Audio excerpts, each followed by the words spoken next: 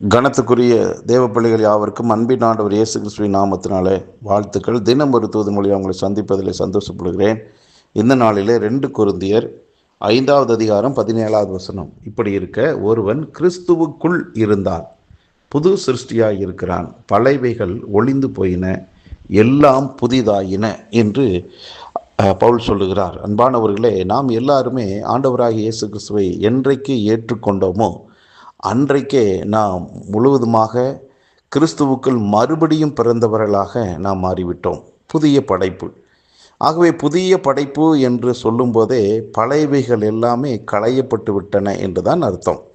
பழையவைகள் என்றால் என்ன அப்படின்னா, நம்முடைய பாவங்கள், நம்மேல அந்த பாவத்து நிமித்தமாக வந்த சாபங்கள், வியாதிகள், தரித்திரங்கள், இப்படி எண்ணற்ற விதங்களிலே நமக்கு எதிரான காரியங்கள். ஆகவே நாம் எந்தெந்த காரியங்களுக்கெல்லாம் கடந்து போன நாட்களில் அடிமைத்தனத்துக்கு உள்ளாக்கப்பட்டு பாவ சிறையில் நாம் அடைக்கப்பட்டிருந்தாலும், அது நிமித்தமாக வந்த எந்த விதமான பாதிப்பாக இருந்தாலும் இவை எல்லாமே பழைய வாழ்க்கை தான்.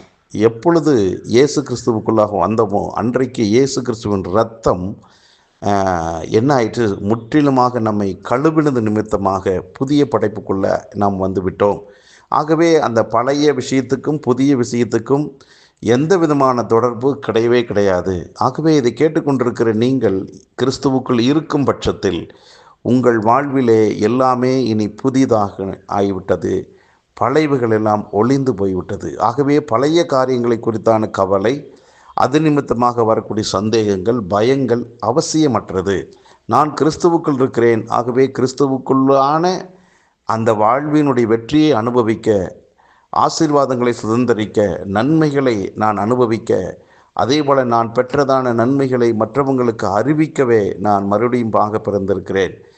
மறுபடியுமாக நான் பிறந்தது நோக்கம் எனக்குள் இருக்கிற கிறிஸ்துவின் வாசனையை மற்றவங்களுக்கு வெளிப்படுத்தவே என்றதான ஒரு புதிய சிந்தனையோடு இந்த நாளை தொடங்குங்கள். நீங்கள் கிறிஸ்துவுக்குள் புதிய படைப்பாக இருக்கிறீர்கள். உங்கள் மேல் விழுந்த எல்லா விதமான அசுத்த காரியங்களும் எல்லாம் களையப்பட்டு விட்டன.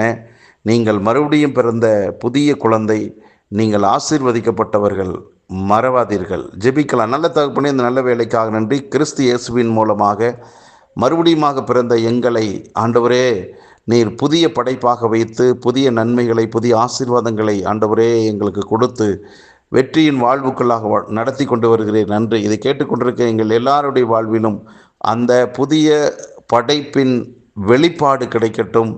வெளிச்சத்தில் நாங்கள் வாழட்டும். நன்மை உண்டாவதாக. இயேசு கிறிஸ்துவின் நாமத்தில் ஜெபிக்கிற நல்ல பிதாவே, ஆமென்.